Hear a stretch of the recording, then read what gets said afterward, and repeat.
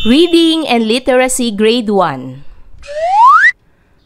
Quarter 3 Week 4 Let's learn about vocabulary and word knowledge comprehending and analyzing text, oral reading fluency and reading comprehension, phonics and word study.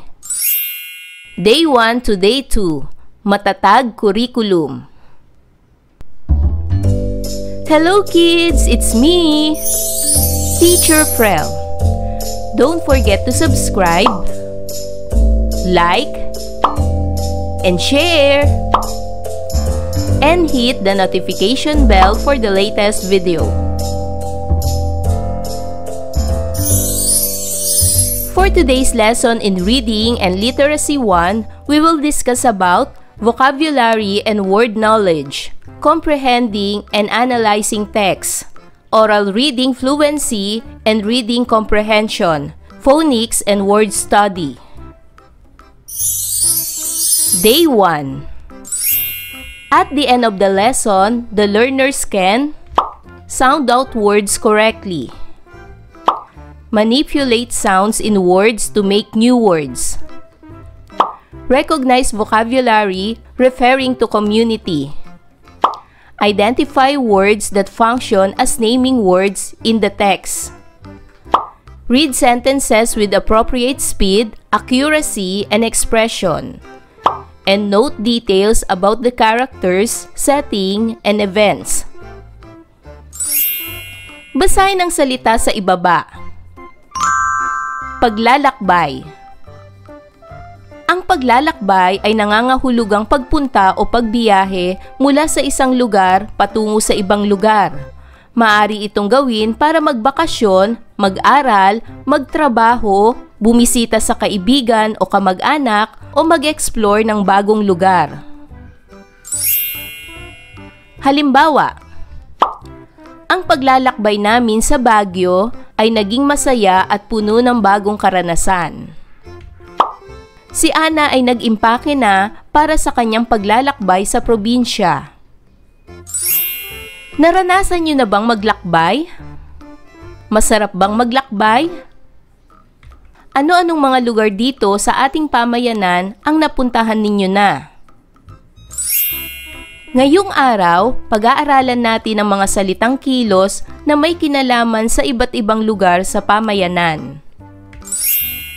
Tukuyin ang kahulugan ng mga sumusunod na salita. Libot, pasyal, lakbay, punta, hatid, sundo. Ano kaya ang kahulugan ng mga sumusunod na salita? Unahin natin ang salitang libot. Ito ay tumutukoy sa pag-ikot o pagpunta sa iba't ibang lugar o sa isang lugar. Halimbawa, naglibot kami sa parke. Pasyal. Ito ay pagpunta sa isang lugar para mag-enjoy o mag-relax. Halimbawa, kami ay pumasyal sa mall. Lakbay. Ito ay pagbiyahe mula sa isang lugar patungo sa iba pa, kadalasan ay medyo malayo. Halimbawa, mahaba ang nilakbay namin papunta sa probinsya. Punta. Ito ay pagtungo sa lugar na balak puntahan. Halimbawa, pupunta ako sa tindahan. Hatid. Ito ay pagdala o pagsama sa isang tao sa kanyang pupuntahan. Halimbawa, ihahatid ko siya sa paaralan. Sundo. Ito ay pagkuha sa isang tao mula sa kanyang pinanggalingan papunta sa inyong lugar. Halimbawa, susunduin ko si Tita Lenny sa airport. Ang mga salitang ating binasa ay patungkol sa pagpunta sa iba't ibang lugar. Minsan para sa katuwaan, minsan naman may partikular na patutunguhan. Ano ang ginagawa natin kapag tayo ay naglalakbay? Kapag tayo ay naglalakbay, marami tayong ginagawa upang maging maayos at ligtas ang biyahe. Ilan sa mga karaniwang ginagawa ay: una, naghahanda, nag-iimpake ng damit, pagkain, tubig, at iba pang kailangan. Pangalawa, nagpaplano ng ruta. Tinitingnan natin kung saan dadaan at gaano katagal ang biyahe. Pangatlo, sumasakay sa sasakyan, tulad ng bus, jeep, kotse, barko o eroplano. Pang-apat, nag-oobserba at tumitingin sa paligid. Tinitingnan ang mga tanawin at bagong lugar. Pang-lima, kumukuha ng larawan para maalala ang paglalakbay. Pang-anim, nagpapahinga, lalo na kung mahaba ang biyahe. At pang-pito, tumutuklas at natututo ng bago tungkol sa mga lugar, tao at kultura. Ang mga salitang ito ay mga salitang naglalarawan ng kilos o galaw. Ang salitang kilos ay tumutukoy sa anumang galaw o aksyon na ating ginagawa. Ito ay maaaring paggalaw ng katawan, halimbawa pagtakbo, paglakad, paggawa ng isang gawain, halimbawa paglilinis, pagsusulat, o anumang aksyong may nagaganap. Ngayon naman, tayo ay maglalaro. Ano ang magiging bagong salita kung papalitan ng isang tunog ng salita? Halimbawa, lipad. Ano ang bagong salita kapag pinalitan natin ang I ng A? Lipad. Papalitan natin ang titik I ng titik A. Ito ay magiging lapad. Ano ang bagong salita ng punta kapag pinalitan natin ang titik A ng titik O?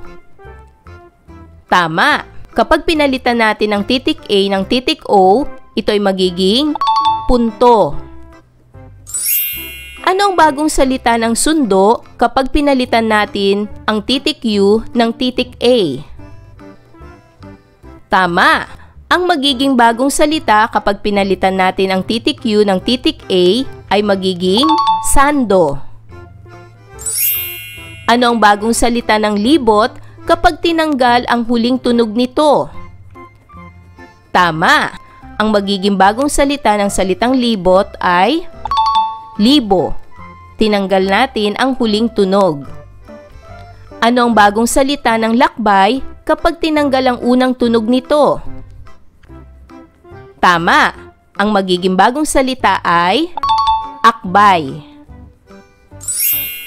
Ngayon naman, para sa gawaing ito, basahin nating muli ang ilang mga pangungusap mula sa kwento at tukuyin natin ang mga nagngangalan sa mga kilos. Una, sabi ng aming guro, kailangang isulat namin kung ano ang gusto naming paglaki. Anong salita ang tumutukoy sa salitang kilos? Tama. Ito ay ang isulat. Pangalawa, mayroong nagtitinda ng sorbetes. Ano ang salitang kilos sa pangungusap na ito? Tama, ito ay nagtitinda. Pangatlo, mapapasyalan ko ang buong bayan. Ano ang salitang kilos sa pangungusap na ito? Tama, ito ay mapapasyalan.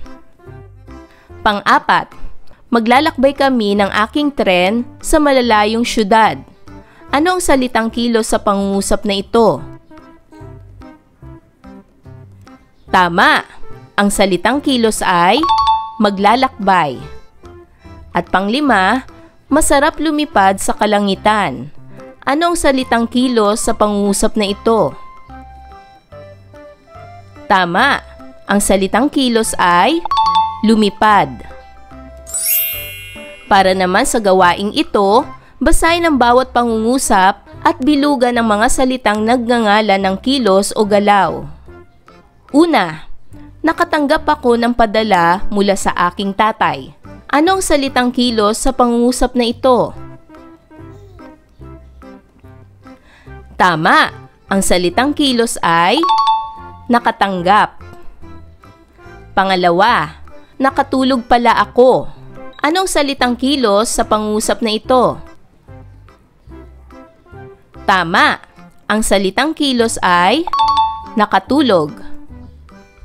Pangatlo, kailangan kong sumakay sa tren upang makarating sa bahay ng aking lola. Anong salitang kilos sa pangungusap na ito? Tama. Ang salitang kilos ay sumakay at makarating. Pang-apat, gusto kong magmaneho ng isang tren. Anong salitang kilos sa pangungusap na ito? Tama. Ang salitang kilos ay magmaneho. At panglima, gusto kong malibot ang kalawakan at bisitahin ang mga planeta at mga bituin. Anong salitang kilos sa pangungusap na ito? Tama. Ang salitang kilos ay malibot at bisitahin. Day 2. At the end of the lesson, the learners can use vocabulary referring to community. Read high-frequency words. Identify problem and solutions related to the story. Infer characters' feelings and traits. Predict possible endings. And write personal narrative related to the story. Basahin ang parirala sa ibaba. Paglaki ko. Ano ang gusto mong maging paglaki mo? Ngayong araw, tayo ay magsusulat tungkol sa sarili nating mga pangarap at ambisyon. Basahin ang mga sumusunod na salita. Kartero. Sorbetero. Piloto. Marine biologist. Astronaut. Ang mga ito ay ilan sa mga trabahong inaasam rin ng mga batang babae sa hinaharap dahil karaniwan ang trabahong ito ay ginagawa ng mga lalaki. Tatalakayin natin kung ano ang ginagawa ng mga taong ito para sa pamayanan o sa mundo. Ano nga ba ang kartero? Ano ang ginagawa ng isang kartero? Kartero. Siya ang taong nagdadala ng mga sulat at iba pang koryo sa mga tahanan at opisina. Tinutulungan niya ang mga tao na makatanggap ng mahalagang mensahe at padala kaya nagiging maayos ang komunikasyon sa pamayanan. Sorbetero. Ano nga ba ang sorbetero? Ano ang kanyang ginagawa sa pamayanan? Siya ang nagtitinda ng sorbete sa mga kalsada gamit ang kariton o bisikleta. Nagbibigay siya ng kasiyahan sa mga taong naiinitan, lalo na sa mga bata na mahilig sa sorbetes. Piloto. Ano nga ba ang piloto? At ano ang nagagawa niya sa pamayanan? Siya ang taong nagmamaneho o nagpapalipad ng eroplano. Dinadala niya ang mga tao at kargamento sa iba't ibang lugar kaya nagiging mabilis ang paglalakbay at kalakalan. Marine biologist. Ano nga ba ang marine biologist at ano ang ginagawa niya para sa pamayanan? Siya ang siyentistang nag-aaral tungkol sa mga hayop at halaman sa dagat at kung paano nabubuhay ang mga ito. Tinutulungan niyang mapangalagaan ang karagatan, mga isda at iba pang yamang dagat na mahalaga sa pagkain at kalikasan ng mundo. Astronaut. Ano naman ang astronaut? Ano ang tungkulin o ginagawa niya para sa pamayanan? Siya ang taong sinasanay upang maglakbay sa kalawakan at magsagawa ng mga misyon sa labas ng mundo. Tumutulong sila sa pagdiskubre ng bagong kaalaman tungkol sa kalawakan, teknolohiya, at kung paano mapapabuti ang buhay sa mundo gamit ang mga natutuklasan nila. Kung ikaw naman ang tatanungin kung ano ang gusto mo maging paglaki, anong isasagot mo? Iguhit at magsulat tungkol sa inyong pangarap. Para sa gawaing ito, pagtambalin ang mga salita sa tamang larawan. Umpisahan natin ang kartero. Alin sa mga larawang ito ang kartero? Tama! Ang kartero ay ang tagapagdala ng sulat sa bawat bahay o opisina. Sumunod naman ay ang marine biologist. Saan kaya sa mga larawan ang marine biologist? Tama! Ang marine biologist ay ang larawang ito. Sila ang nangangalaga sa mga isda at halaman sa dagat. Nasaan naman sa mga larawan ang piloto? Tama! Ang piloto ay ito. Siya ang nagmamaneho o nagpapalipad ng eroplano upang ihatid ang bawat tao sa kanilang pupuntahan sa iba't ibang lugar. Nasaan naman sa mga larawan ang sorbetero? Tama! Ito ang sorbetero. Siya ang nagtitinda ng sorbetes at nagbibigay ginhawa at saya sa mga bata. At nasaan naman sa mga larawan ang astronaut? Ang astronaut ay ito. Sila ang pumupunta sa kalawakan upang pag-aralan at tuparin ang misyon nila sa kalawakan. Para naman sa gawaing ito, magsulat ng isang pangungusap tungkol sa kung ano ang gusto mong gawin paglaki mo. Ayan mga bata, naibigan niyo ba ang ating aralin sa araw na ito? Kung ganon, magaling! Mga bata, sana'y marami kayong natutunan sa ating aralin.